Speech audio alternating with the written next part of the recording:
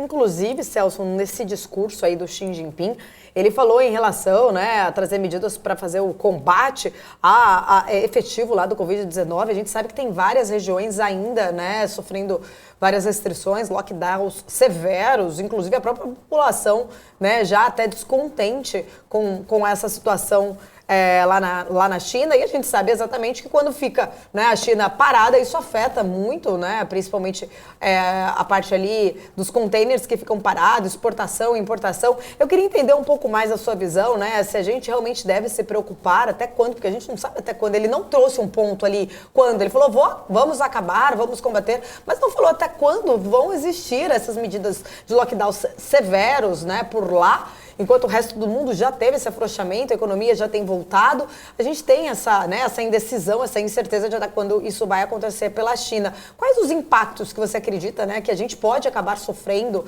ainda por conta desses lockdowns que continuam lá na China? Isso é interessante, né? Tanto é que o crescimento chinês pode ser de 2,6% esse ano, ou seja, é aquela discussão, né, de hard landing ou soft landing, ou seja, é um pouso forçado ou não, né? Muito mais soft, muito mais leve. E aí, o Xi Jinping ele falou sobre isso, ele falou, estamos preparados para uma desaceleração de crescimento econômico, mas continuaremos crescendo. Esse é o grande ponto que a China não pode deixar de crescer. A manifestação da Praça da Paz Celestial foi por uma inflação na época, e principalmente alimentos. Se você não tem um crescimento econômico, se você não controla a sua inflação, você vai gerar isso que você falou. Imagina você está falando numa população insatisfeita. No Brasil são 200 milhões de pessoas. Na época do impeachment da ex-presidente Dilma foram para ruas. E aí você está falando em 1 milhão que é para rua, às vezes na Paulista, 1 milhão no Rio. Cara, aí você está falando lá uma movimentação muito maior, num país muito maior. E aí perde-se o controle de um país que tem o controle da população, da mídia, de tudo mais. Então, é sim motivo de preocupação. Ele tem que continuar incentivando o crescimento econômico. É até aquela grande discussão das empresas incorporadoras, né, imobiliárias. A Evergrande tem só 3% do mercado e a quebra dela, a possível quebra dela, gerou aquele efeito nocivo para o mercado. Então, é motivo de preocupação pelo tamanho que é o país e que o consome. Então, assim, medidas que ele vai ter que tomar: continuar crescendo o país, ele estava falando sobre isso, e controlar a inflação. A inflação chinesa é baixa, eu nunca sei se os números estão corretos ou não, nem tanto de crescimento econômico, nem tanto de inflação, essa é a grande verdade. Porque é muito esquisito, porque é tudo escadinha, não tem volatilidade, não é normal isso, você crescer. Ah, mas está desacelerando, aí desacelera em escadinha, não tem uma queda brusca. E esses lockdowns, o que afetam em relação à nossa economia, em relação à economia global?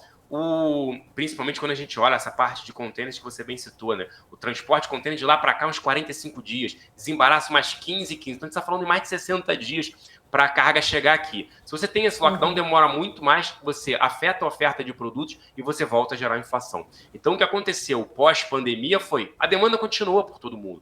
Até houve uma mudança na parte de demanda. As pessoas não saíam, não consumiam fora, pediam coisas em casa, começaram a consumir eletrônicos, outros tipos de produtos, porque você conseguiu economizar. Eu mesmo vi o quanto caiu o meu cartão de crédito porque eu não estava saindo. É impressionante isso, né?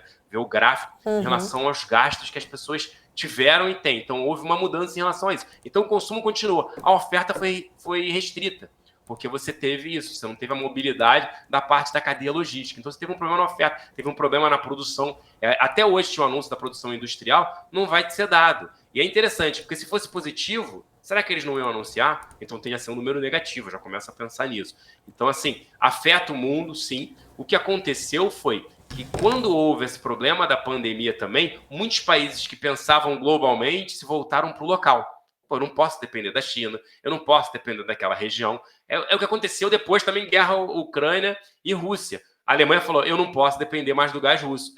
Então, o efeito que era global, vamos abrir tudo, vamos ter esse livre comércio, fala, puxa, eu tenho que produzir coisa aqui, porque isso é importante. Eu não posso depender de Taiwan, que a China pode retomar. Eu não posso depender do petróleo por conta da Rússia e dos países árabes, da OPEP. Eu não posso depender da produção da China de diversos equipamentos, componentes. Então, eu tenho que começar a produzir aqui. Ah, mas isso fica mais caro? Sim. Isso gera uma inflação? Sim. Porque você tinha produtos, dependendo da região, mais baratos de serem produzidos na China e adjacentes, Vietnã e outros países. Isso torna mais caro, mas também uma confiança que esse tipo de produto não vai faltar. Então está tendo uma mudança, uma reorganização ali, eu diria, global também em relação a isso, produzir mais perto de casa do que depender desses países. Mas, obviamente, que afeta, a gente vem acompanhando esses lockdowns, isso afeta, mas também está tendo isso. Vou produzir em outros países para não depender, essa migração depender tanto da China.